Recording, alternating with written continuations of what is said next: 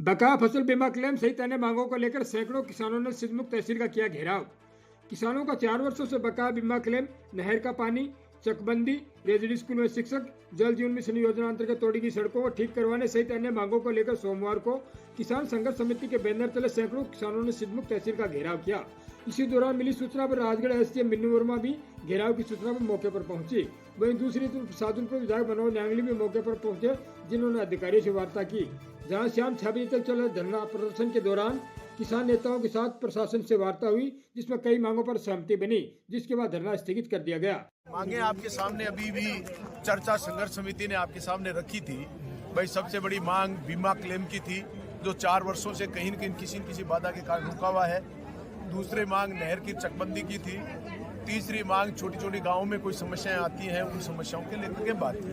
तो मैंने पहले भी आपके मेरे बात में बताया कि गवर्नमेंट प्रीमियम जमा कराते ही क्लेम आना शुरू हो जाएगा। प्रीमियम अगर जमा हो गया तो आना शुरू हो गया, बताया है।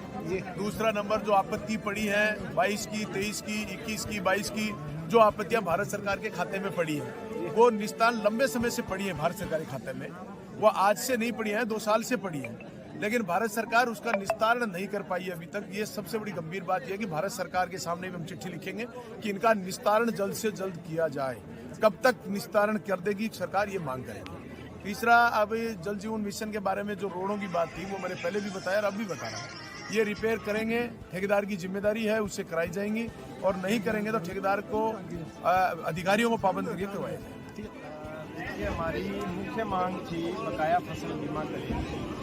इसमें हमें शुरू से ही आपको पता है कि 20 खरीफ से लेके 23-24 खरीफ तक का क्लेम बकाया है। उसमें 2023-24 रबी का जो क्लेम है वो इस इलाके में कम बढ़ता है चने का, क्योंकि ज़्यादा इलाके में चना बोया हुआ था, और गेहूँ और सरसों का क्लेम बढ़ गया है। और वो पीछे 9 तारीख से तहसील पूरे चूरू जिले में आना शुरू हो गया है। और हमें उम्मीद है कि जिन भी पटवार मंडल, हालांकि कम बढ़ता है, जिन भी पटवार मंडल का बढ़ रहा है वो शीघ्र ही किसानों के खातों में आ जाएगा।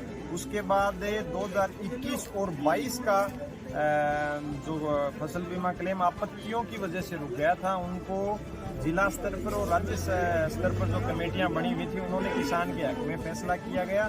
और भारत सरकार के अधीन वो विचाराधीन है। जल्द ही भारत सरकार किसानों के हक में फैसला करके हमें ये क्लेम देगी। अगर नहीं देती है सरकार तो हम बहुत बड़ा आंदोलन है चूरू जिले में करेंगे। दूसरी हमारी मुख्य मांग थी नहर की। नहर विभाग में हमारे यहाँ ऑफिसर्स नहीं बैठ रहे थे, तो उसकी वजह से जो नहर का काम था, किलेबंदी का काम था, वो आगे नहीं चल रहा था। अब ये व्यवस्था की गई है कि हफ्ते में 2 दिन यहाँ आईएन साहब बैठेंगे। उनके बैठने के लिए स्थान अभी निर्धारित नहीं हुआ है।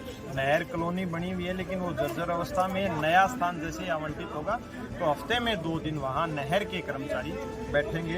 साथ ही किलेबंदी के लिए 17 गाँव में 31 चक निर्धारित किए हैं, जिसमें 10 तो सिर्फ सिद्धमुख के हैं और बाकी 21 सिद्धमुख और भादरा के दोनों के मिला के जो पायलट प्रोजेक्ट के अंदर ये पूरे होंगे। इसके अलावा हमारी जो फसल बीमा में एक जो मुख्य मांग थी वो ये थी कि जो बीमा कंपनी के कर्मचारी हैं वो बगैर डाटा लिए हुए CHM कर रहे हैं। क्रॉप की हेल्थ चेक के नाम पे किसानों की पॉलिसियां रिजेक्ट करने का काम कर रहे हैं। उस पर SDM साहब ने तुरंत प्रभाव से रोक लगाई, और 15 जनवरी इससे पहले जो CHM हुई है उनके आधार पे किसी भी किसान की जो पॉलिसी है वो रिजेक्ट नहीं की जाएगी।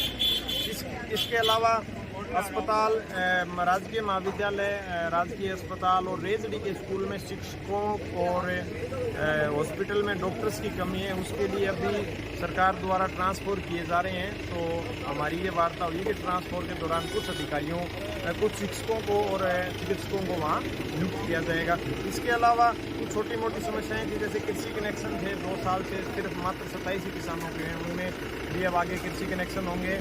एक भीमसाना में एक किसान है सतीश मुंड, उसके खेत में नहर टूटी हुई है जिससे उसकी फसल बर्बाद हो जाती है, तो उसका भी समाधान शीघ्र ही दिया जाएगा। इसके साथ धानोठी बड़ी में 5 दिन से बिजली नहीं थी और 11,000 की लाइन टूटी हुई है, जिसको इनके कर्मचारियों ने एक रस्सी से बांध रखा है। वहाँ स्कूल भी है, उसको भी विद्युत विभाग के कर्मचारियों द्वारा शीघ्र हल कर दिया जाएगा।